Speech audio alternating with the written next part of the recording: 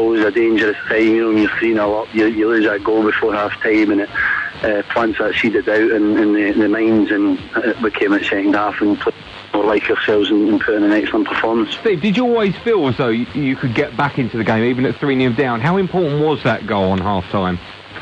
Yeah, it was crucially important. We weren't playing well, but we had lost 3 goals, which we were so disappointed about. But rather than let that disappointment fester, maybe go down to heavy defeat, we showed true character and fighting spirit, and came back in the game, scored just before half time, gave us belief. Manager gave a great talk in the change room at half time, told us we could go out there and get a result, and not just draw but actually win the game. And second half we were a lot more like ourselves, showed how much energy we have, and our fitness levels were top as always, and we possibly could have won that Millwall, to be fair, and came back in the last 10 or so.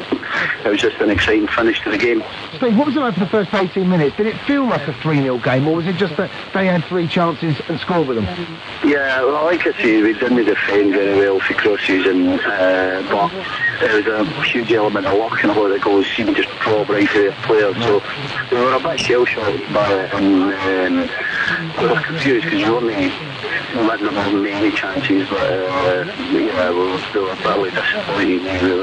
We knew it was going to be a tough start and a physical start, and we were prepared for that, or we felt we were prepared for that, but obviously we didn't go there and do the job properly. But like I say, it's an important thing was that we didn't let that disappoint us too much. We pulled our sleeves up and showed true character, and we feel in the end we possibly could have won the game. The last time you went to the New Day, you finished 6-0 to the Blues. Did you play in that game, Stephen? I did. That was another quite strange match. It was, you know, we were a bit shaky that day as well. Actually, we defended well the first half hour, but Millwall had a lot of ball, and we had the man chain off, a bit earlier than our man chain off, so it was 11-9, and in the end we really put on the sword and we were attacking play. But again, it probably wasn't a 6-0 on reflection that day either. It was we got the element of luck needed on the day, and we were very, very clinical when it was 11-9. Steve, I think it's fair to say it's been a bit of a patchy start for Birmingham. 12 games gone and 20th position. Is it a result, or second half performance in particular, that could kick-start your season? Absolutely, we're looking to build on that, and you know, the film do it in the second half, we feel it's true us, but we have to do it more consistently. It's just hopefully a catalyst for better things, and you know, we're badly disappointed with John Saturday when they played really well, defended very well, and boxed a long-range strike and in off both posts in the last 4 minutes. We would have got a brilliant victory against our team flying out at the top of the league. So yeah, we need to build on it a bit. Another extremely tough game against Leeds away on Saturday, so they come thick and fast, and there's no hiding place in the Championship, so you know, we're going to need to show that grit and determination to achieve a run of results, to climb up this league to a position that we feel we should be with the squad and the quality players we have. I was going to ask, you're obviously surprised where you are at the moment. Before the season started, you were quite a few people's favourites to at least make the playoffs. What do you think the difference between how a lot of people thought you'd do and how you've actually done? Oh, well, I don't really know that 100% otherwise. We'll be able to fix it. We've been underperforming, we know that. We need to be better as individuals, as a team. We've been inconsistent, like you said, which is something that kills you in the Championship. You have to try and achieve the consistency to pick up points consistently to move up the league. We're still in a position where if we did get on a run, we would climb very quickly, like a lot of teams are. So, you know, we're not getting too down about it, but you know, we have to show performances like the second half tonight where we stand up, we're tough, we're like real men, and then when you're fighting and scrapping in a game like that, your quality comes out, and we definitely showed some great quality second half. Our passages of play were tremendous. We were getting down the side of them and behind them, and creating chances for our strikers. It was a pleasing second half performance, but we need more of that and for 90 minutes. It's quite a tight league at the moment, isn't it? You look where you are in 20th position. You're playing Leeds to a 7th. If you beat them, you're only going to be 3 points behind them after that game. It's a really tight league. Yeah, it's extremely tight. Always is. The Championship's got some top quality teams and players in it this season. It's very difficult to to be consistent, to win games, and you know, we have to get on that run. We have to, there's 2 unbeaten now. We look at the positives. I know there are 2 draws, and we're disappointed. We certainly Saturday's draw, and we can't be too disappointed to come back for 3-0 down tonight, but in the end we possibly could have won it. So we just need to build on that, take the positives from it, and also look at the things that we didn't do too well, and improve on them. And we go to Leeds, knowing that, you know, if we fight and scrap, we do have the quality to win football matches, and you know, we proved it today, but we need to do it more consistently. Steve, thanks for coming on. What time are you going to sleep tonight? I don't know, guys. I've too many pro plus. I think it might be like 2-3 in the morning, but I'll be fine. We'll get back at 1ish, and I'll be on my bed not long after that. Let me ask you, there's a reason why I'm asking. What do you wear in bed, Stephen? So what I wear in bed, I wear a t-shirt usually, and nothing underneath for sometimes my skins. The sports science tries to get me in my skins, but sometimes a bit too warm for that. I said to Joe that I wear like pyjama bottoms, and he took the mickey. Surely men nowadays still wear pyjama bottoms, do they not? Sometimes wear pyjama bottoms, guys, but it gets a bit uncomfortable. But usually nothing. It's better not comfortable than nothing. Commando. Stephen, you're a star. Thanks for coming on, pal. Thanks, guys. See you in a bit. There you go, man. I'll be over the moon, I'm sure. I'll see tonight. But it was skins sometimes with that. Is that because after the game? I don't know, mate. I didn't want to ask. Why not? You got skins in bed, and that's somewhere I don't want to go. Well, they're the tight-fitting outfits. They're like. Do you know what they are? Oh yeah, I know what they are. No, they're like the lycra of all-in-one things. You just put it. Let's speak to Daniel, the Gillingham fan that was at the game tonight. Daniel, good evening to you. Good evening, boys. A little bit disappointed tonight. You know, a little bit disappointed. Talkie didn't let us play our game today. You know. I was going to say a rare loss as well for Martin Allen. Yeah. I think you know, we played all right. It's just couldn't get the passing going. We couldn't get it flowing. You know, and you know, there were a couple of mistakes. The first one was a deep cross that went to the goalkeeper, and the winner was kind of like 5 minutes in the end. I think it was a big deflection and we played the goalkeeper. But that's your first away defeat as well this season, isn't it? Yes, it is. Yeah. Top of the league as well. Things are looking good. Yeah, I think, you know, there's not going to be many teams that's going to score 2 goals against us this season. I really think we're very well drilled, you know, what we just got done tonight. But I see a lot of positives, and I want to give a special mention to a couple of players. Dion Burton, class player, easily still championship level, yeah? Okay. And also Adam Barrett at the back, probably the best defender. What about Alvin's son playing tonight as well, didn't he? Yeah, he played all right. He come off injured. Oh, okay. He had a limp off, you know. Right. Fullback, isn't he? Yes, he is, yeah. Yeah, he played okay before he got injured? Yeah, he played well, actually, man. It's just a little bit disappointed, yeah, but it's a long season ahead, so it's a marathon, not a sprint. Yeah, if no one would have told you after 14 games you'd be disappointed at the top of League 2, you'd have taken it, wouldn't you, Dan? Yes, I would, you know. So, before I let you go, what do you want in bed? Nothing.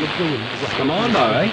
Yeah, and go back to Swansea, so I just want to say good luck and to everybody, and especially to Gillingham fans, safe trip back to Kent. Okay, you going to go back to Swansea? Yeah, I live in Swansea, so I get tickets off Ashley Williams to Swansea games as well. Oh, do you? Yeah. Good little name. I know. I run a business there, and I get from the fans. You're a Swansea fan when you get tickets off him, and then during the week when Swansea aren't playing, you're a Gillingham fan. Yeah. What about when Gillingham and Swansea aren't playing? Who do you support them?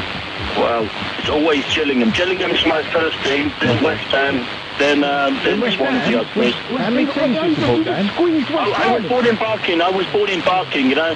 Yeah, so how many teams do you support? Gillingham, West Ham, and Swansea. Then Swansea. Who's the fourth one?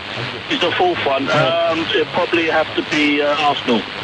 Okay, what about your Scottish club? You've got a Scottish club? You must have a Scottish club as well. Montrose.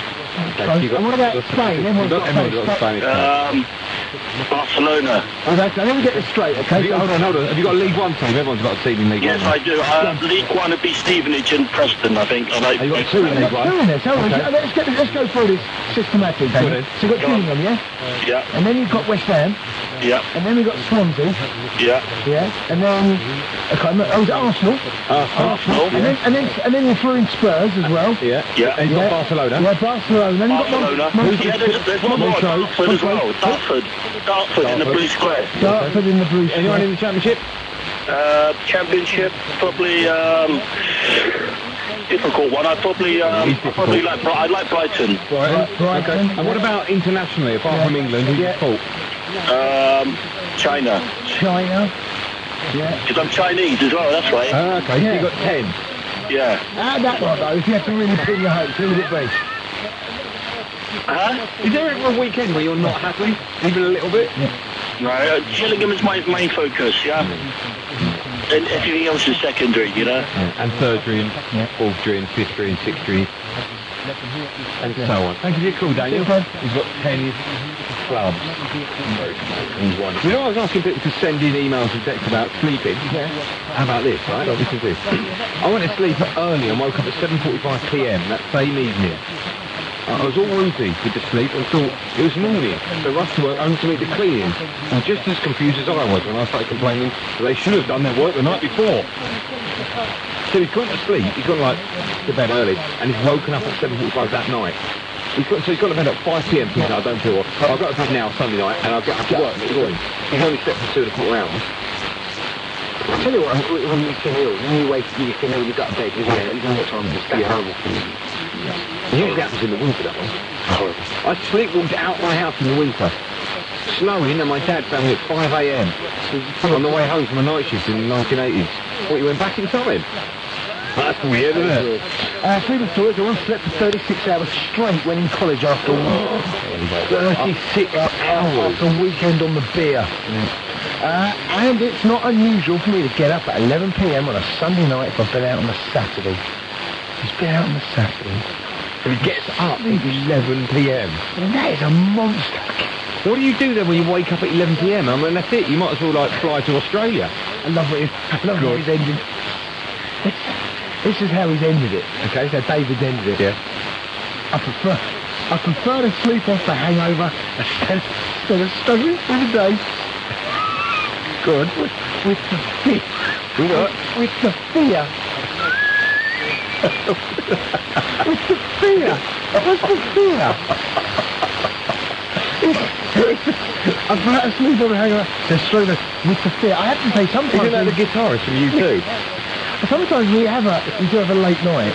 I know what it means. There's a bit of fear about you. You think, it's going a bit paranoid. You know what I used to get as well, right? When I was at school, I used to get it, and early on when I was working in the post in Channel 4, that Sunday night feeling of having to go to bed. Do you remember that? It's a bit weird. Yeah, just as man. I had a pal of mine that couldn't sleep on a Saturday because of that, because he knew he had to get up for work or school. Let me know your sleeping stories. What's the record? 36 hours, non-stop. 8 and 8 and 9, text on my email, the show for free, talksport.co.uk. And lack of sleep as well. How long have you been awake for? That would be good. 08717 223344. More from myself and Commando when we come back right here on Talksport. Andy Goldstein's Sports Bar. Weekday nights from 10 on Talksport. Liam McManus tweeted Paddy Power asking, "Hi Paddy, I know the internet's the best place to get videos of sneezing baby pandas, but where can I get the latest betting form?" Well Liam, we hear you. Just make sure you listen to Drive Time with Adrian Durham and Darren Goff every weekday afternoon from 4 on Talksport. And get all the latest form and all the odds on all the major sporting events from Paddy Power. Don't miss weekday afternoons from 4 on Talksport with Paddy Power. We hear you. The very first Police and Crime Commissioner elections are happening on Thursday the 15th of November. It's your chance to vote for the person who will oversee the police in your local area. Look out for the booklet that's coming through your door that explains more. Visit aboutmyvote.co.uk or call 0800 3 280 280.